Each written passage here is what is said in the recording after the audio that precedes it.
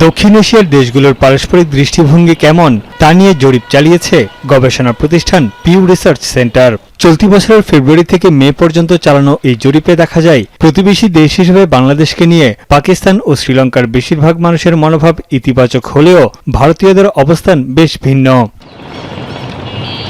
পিউ রিসার্চের তথ্য মতে 2024 সালের পর থেকে বাংলাদেশ, ভারত, পাকিস্তান ও শ্রীলঙ্কার জনসাধারণের মনোভাবে ব্যাপক পরিবর্তন এসেছে। গেল 2 বছরে ভারত সম্পর্কে বাংলাদেশের মানুষের ইতিবাচক দৃষ্টিভঙ্গি কমেছে 15%, আর ভারতীয়দের কমেছে 10%। বর্তমানে বাংলাদেশের অর্ধেকের বেশি মানুষ ভারতীয়দের প্রতি বিরূপ মনোভাব পোষণ করে।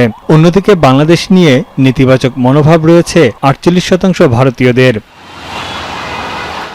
এই তুলনায় পাকিস্তানের 66 এবং শ্রীলঙ্কার 56% মানুষ বাংলাদেশকে ইতিবাচক দৃষ্টিতে দেখেন। প্রতিবেশী হিসেবে শ্রীলঙ্কার 63% মানুষ ভারতকে গুরুত্বপূর্ণ মিত্র মনে করলেও বাংলাদেশ ও পাকিস্তানের বেশিরভাগ মানুষ নয়াদিল্লিকে সবচেয়ে বড় হুমকি হিসেবে বিবেচনা করে।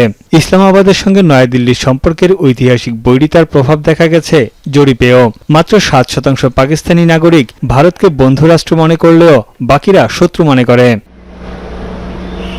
বিশ্বের 36টি দেশের গড়ে 45% মানুষ ভারত সম্পর্কে ইতিবাচক মনোভাব পোষণ করে, আর 41% মানুষের দৃষ্টিভঙ্গি নেতিবাচক। এদিকে ভারত সম্পর্কে যুক্তরাষ্ট্রের অর্ধেক মানুষই নেতিবাচক, যা 2008 সালের পর সর্বনিম্ন। ইউরোপ ও লাতিন আমেরিকার কয়েকটি দেশেও এই হার বেড়েছে। তবে ইসরায়েলের সঙ্গে ভারতের সম্পর্ক বেশ মধুর। 60% ইসরায়েলি ভারতীয়দের সম্পর্কে ইতিবাচক, আর পূর্ব জেরুজালেমের অধিবাসীদের মধ্যে এই হার মাত্র 18%। অন্যদিকে ভারতীয়দের সম্পর্কে নেতিবাচক দৃষ্টিভঙ্গি রয়েছে তুরস্কের 72% মানুষের। পিউ রিসার্চের প্রতিবেদনে বলা হয়েছে, নাগরিকদের বয়স, শিক্ষা ও ধর্মীয় পরিচয়ের পাশাপাশি রাজনৈতিক মতাদর্শের কারণেও জরিপে অংশ নেওয়া ব্যক্তিদের মতামতে ভিন্নতা রয়েছে। তানভীর জনি, এখন বিশ্ব।